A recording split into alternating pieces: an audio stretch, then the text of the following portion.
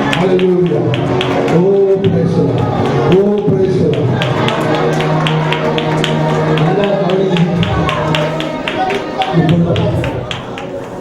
இப்பொழுது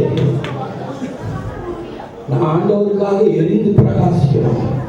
என் மேல தேவன் ஒரு அபிஷேகத்தை தரணும், என்ன அபிஷேகம் அப்படி சொல்றவங்க மட்டும் தயவு செய்து வாங்க, சீக்கிரம் வாங்க. ஆண்கள் இந்த பக்கம், பெண்கள் இந்த பக்கம். தேங்க்யூ. ஏற்க அப்பாற்பட்டு thank you, thank you, thank you. Yes yes yes yes. பெற்றுக்கொள்ளுங்க, பெற்றுக்கொள்ளுங்க, பெற்றுக்கொள், பெற்றுக்கொள், பெற்றுக்கொள்ளுங்க, பெற்றுக்கொள்ளுங்க, பெற்றுக்கொள்ளுங்க, பெற்றுக்கொள்ளுங்க, பெற்றுக்கொள்ளுங்க, பெற்றுக்கொள்ளுங்க, பெற்றுக்கொள்ளுங்க. Jesus, Jesus, Jesus, Jesus. பெற்றுக்கொள்ளுங்க, பெற்றுக்கொள்ளுங்க, பெற்றுக்கொள்ளுங்க, பெற்றுக்கொள்ளுங்க, பெற்றுக்கொள்ளுங்க, பெற்றுக்கொள்ளுங்க. தேவ வல்லமை, வல்லமை, வல்லமை, வல்லமை. Receive, receive. ஜீசஸ். இன்னும் இது போதாது, இது போதாது, இன்னும் இன்னும் இன்னும் இன்னும் இன்னும். ஆவியானவரே, ஆவியானவரே, இது போதாது. இந்த ஜனங்கள் மீது இன்னொரு அக்கறை வைங்க. அக்கறையை போட வந்தவரே, இப்பொழுது ஒரு அக்கறை, அக்கறை. என்ன வியாதிகள் இருந்தாலும், என்ன கட்டுகள் இருந்தாலும் இப்பொழுது விடுதலையாகும் இயேசுவின் நாமத்தில். இப்போ இப்போ இப்போ இப்போ இப்போ ஆவியானவரே, ஆவியானவரே, ஆவியானவரே, ஆவியானவரே, ஆவியானவரே, ஆவியானவரே, ஆவியானவரே, ஆவியானவரே, ஆவியானவரே, ஆவியானவரே.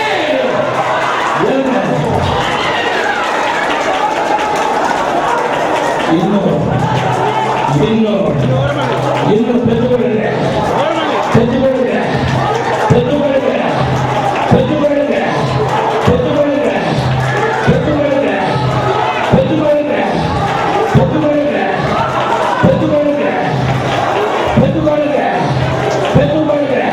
பெண்கள் பகுதியில் ஆவியானவரே, இந்த பெண்கள் பகுதியில் ஆவியானவரே ஒரு அற்புத சுகமளிக்கிற வல்லமை இப்போ இப்போ இப்போ. receive, receive.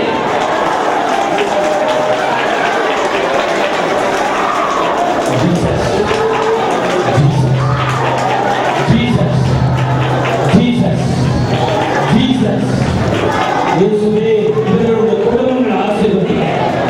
இவர்கள் செழிக்கட்டும், இவர்கள் உயரட்டும், இவர்கள் மகிழ்ந்து கழிவுறட்டும். கடைசியாக இவர்களுக்காக, இவர்கள் ஆசீர்வாதத்திற்காக ஜெபிக்கிறேன். ஆவியானவரே, என் மேல நம்பி ஒரு அபிஷேகத்தை போடுறீங்க. தேவனே, என்னை கிருபையாக மன்னித்து இப்பொழுது தகப்பனே, தகப்பனே, உங்க வாக்கின்படி இப்பொழுது இவர்கள் மேல ஒரே ஒரு விசை, ஒரே ஒரு விசை. Receive, receive.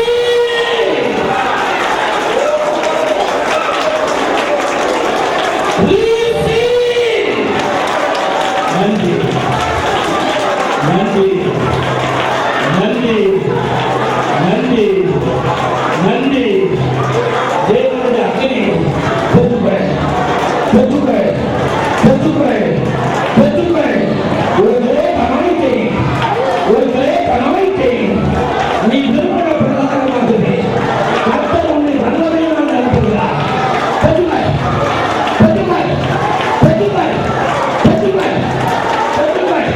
இன்னும் இன்னும் இன்னும் இன்னும் இன்னும் இன்னும் பெற்றுக்கொள், பெற்றுக்கொள். Father. நன்றி, நன்றி, நன்றி, நன்றி, நன்றி, நன்றி. நல்ல பிதாவே, இந்த நல்ல வேலைக்காக உம்முடைய ஜனங்கள் உண்மையில் கழிவுறப்பட்டதாக உம்முடைய ஆவியை அனுப்பி விடுதலை பண்ணி கட்டுகளை அறுத்து அவர்களை சந்தோஷப்படுத்தின ஆசைப்படுகிறேன். இயேசுவின் நாமத்தில் அப்படியோதமான ஊழியர் தகப்பனே கிருபையாக நீ பயன்படுத்தினேன். உமக்கு கோடி சோதரம். உமக்கு உண்மையாய் வாழ எனக்கு தெரிவித்தார். இயேசுவின் நாமத்தில் ஜெபிக்கிறேன் ஜீவனுள்ள நல்ல பிதாவே. அவங்க இடத்துக்கு போங்க.